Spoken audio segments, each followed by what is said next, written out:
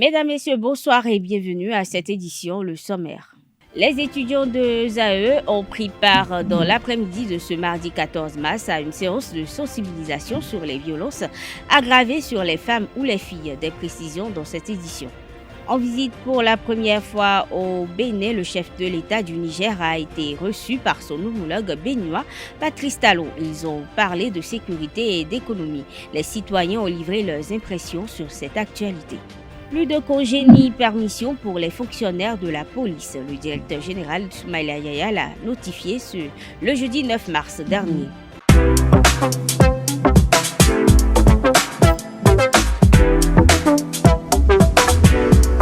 Moi, je suis à ESAE et toi? Moi, je suis en administration des finances à ESAE. Moi, je suis en diplomatie et relations internationales à ESAE. Moi, je suis en journalisme à ESAE. Émission ici, c'est ESAE. Moi, je suis en communication marketing à ESAE. Moi, je suis en droit à ESAE. Moi, je suis en gestion des ressources humaines à ESAE. Moi, je suis en gestion des marchés publics à ESAE. Moi, je suis en administration du travail et de la sécurité sociale à ESAE. Moi, je suis en sciences économiques à ESAE. Moi, je suis en banque finance à ESAE. Moi, je suis en administration générale à ESAE. Moi, je suis en audit et contrôle de gestion à ESAE. Moi, je suis en sciences juridiques à ESAE. Moi, je suis en administration générale et territoriale à ESAE. Moi, je suis en transport logistique à ESAE. Moi, je suis en gestion des projets à ESAE. Rejoignez-moi, c'est la meilleure université. Nous sommes à ESAE. Rejoignez-nous. À ESAE, l'excellence à un an.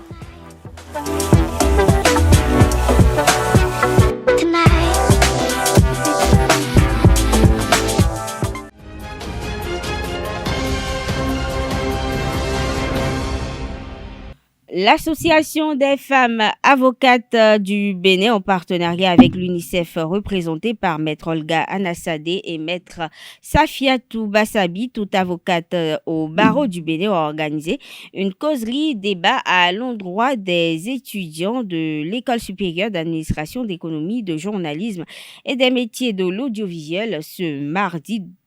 Cette causerie a été animée autour du thème suivant: violences aggravées sur les femmes ou les filles et infractions commises par le biais de l'électronique. Dans l'élément à suivre, Safiatou Bassabi expose le bien fondé de cette causerie au micro de Francis Fahami, Nasrine Fatoumbi.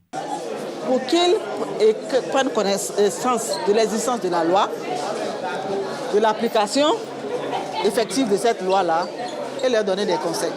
Ce lundi 13 mars 2023, le président nigérien Mohamed Bazoum, à la tête d'une importante délégation, a effectué une visite de 48 heures au Bénin où il a eu un tête-à-tête avec son homologue Patrice Talon.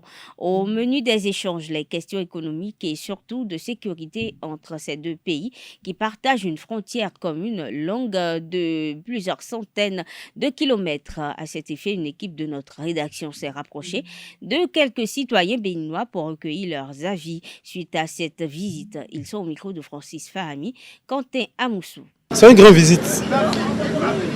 Je félicite d'abord le président de la République d'abord. Je pense que c'est une bonne chose de visiter son collègue béninois. Comme il y a aussi l'intégration africaine, c'est tout à fait normal.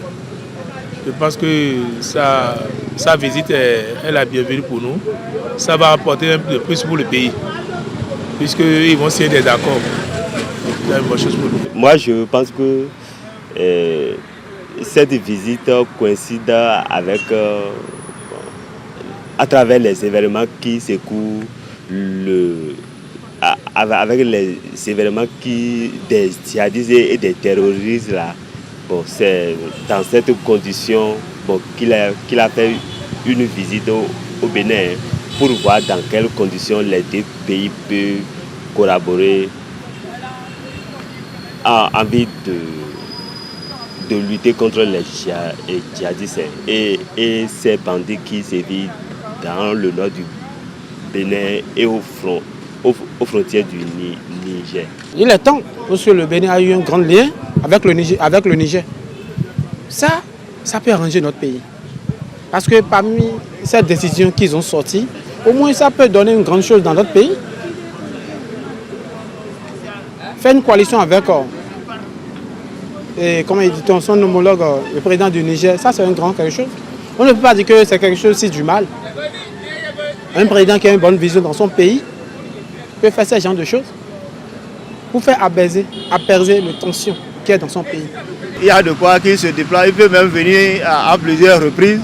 C'est pour tisser plus de relations et pour que son pays puisse aussi avancer. Parce qu'en dehors du Bénin à l'heure actuelle, si ce n'est pas le Nigeria qui pourra encore le côté, bon, on voit, nous sommes tous francophones.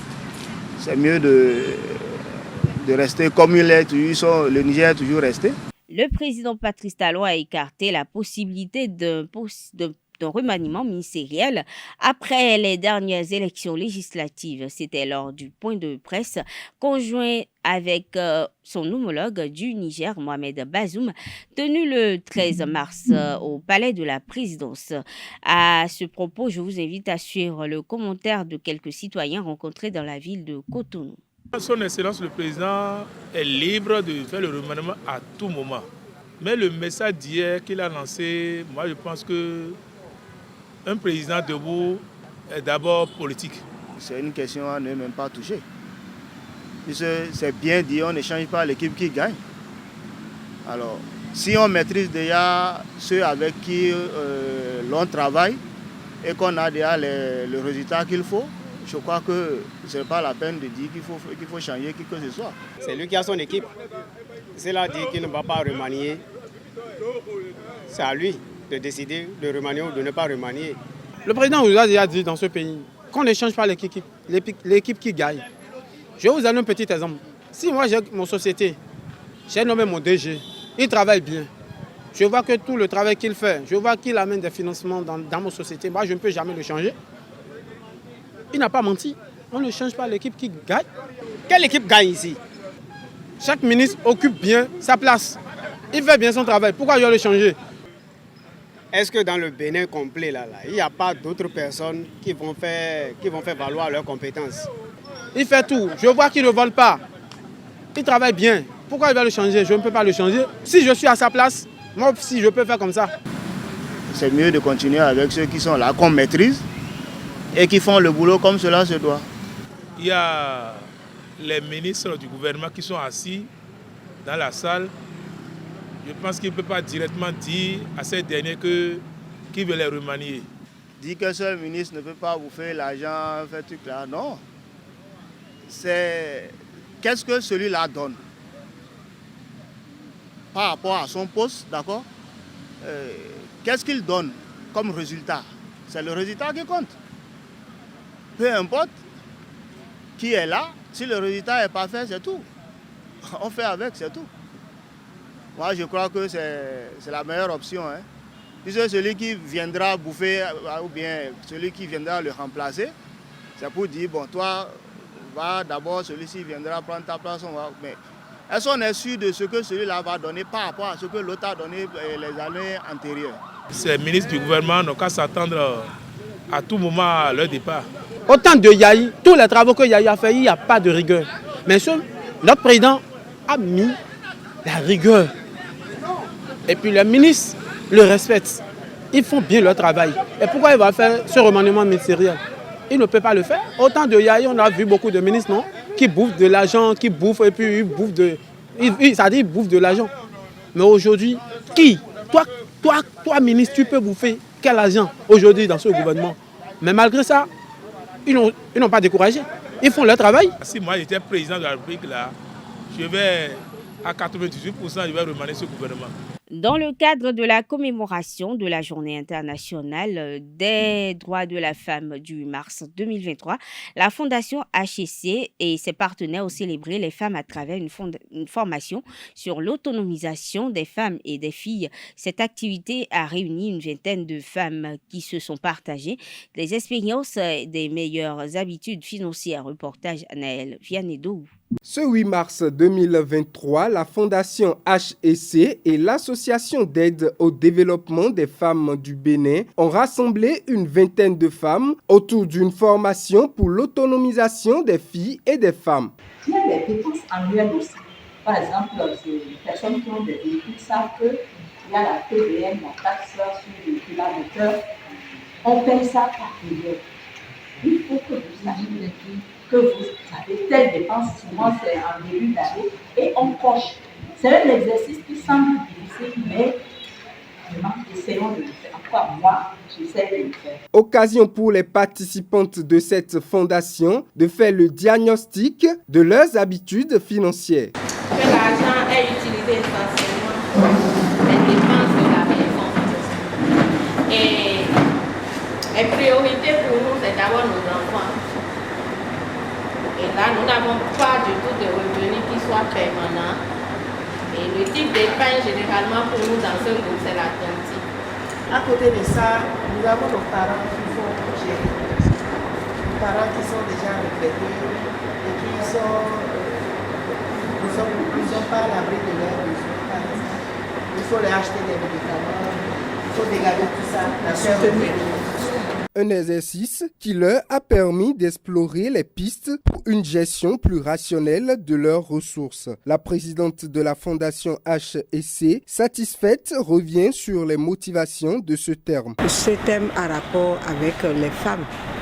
Les femmes, leur rôle dans les technologies nouvelles. De ne pas les exclure de ces technologies-là. Et si on voit, on compare aussi avec le thème de notre formation sur l'autonomisation financière des filles et des femmes. Comment faire pour que la femme ait un bien-être financier, que la femme soit vraiment, qu'elle puisse s'en sortir de nos jours où il y a trop de difficultés dans nos familles. Surtout les familles africaines, voire béninoises. Donc ce n'est pas facile pour les femmes. Et quand ça ne va pas, quand ce n'est pas bon, on se retourne vers la femme. Mais quand c'est bon, c'est le papa qui fait la fierté, la gloire de tout le monde. Donc aujourd'hui, nous avons rassemblé les femmes, il y a des femmes leaders parmi elles. Il y a des femmes qui veulent aussi s'essayer. Il y a des femmes qui, malgré le fait qu'elles ne parlent pas le français, elles sont arrivées. Au terme de cette formation organisée par la Fondation H&C pour célébrer la Journée internationale des droits de la femme, les participantes ont pu prendre des résolutions pour de meilleures habitudes. Les femmes de cette fondation prennent le départ les jours à venir pour le Ghana pour des formations et autres distinctions. La vente aux enchères du lot de 18 immeubles saisis de l'homme d'affaires Sébastien Adjavon a démarré ce mardi 14 mars 2023 au tribunal de Porto-Novo. Un autre lot de 15 immeubles sera également mis en vente dans les prochains jours. Pour rappel, la justice a ordonné la saisie des biens de l'homme d'affaires à la demande de l'État béninois. Les agents de la police républicaine n'auront plus droit au congé ni aux permissions. Le directeur général de la police républicaine l'a fait savoir le jeudi 9 mars dernier.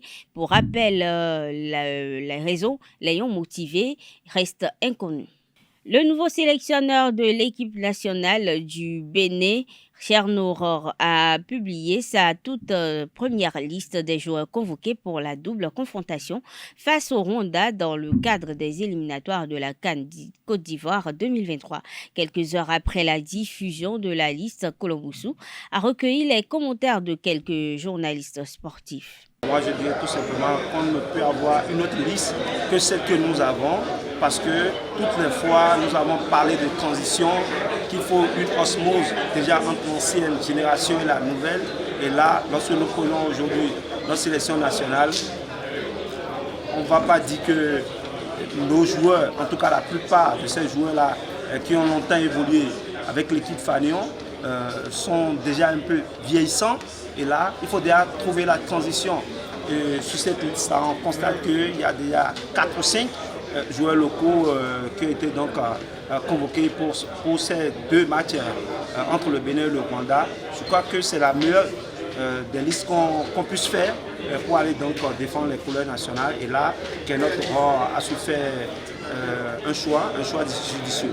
Je pense que Kenot va faire une liste de 5 joueurs. C'est une liste assez éclectique parce que cela prend en compte non seulement ceux qu'on connaît déjà, mais aussi de tout nouveau de petits jeunes qui se sont illustrés récemment en Égypte pour étoffer cette liste-là, comme pour montrer qu'il y a une nouvelle ère qui va s'ouvrir, pourquoi pas en sélection nationale. Il est comme dans une démarche de construction d'une nouvelle sélection nationale. Il a dit en conférence de presse qu'il vient dans un contexte presque identique que celui du Nigeria. Il est resté quand même 54 mois au Nigeria, où il a bâti une équipe. Il est venu presque dans les mêmes conditions, où l'équipe était presque vieillissante.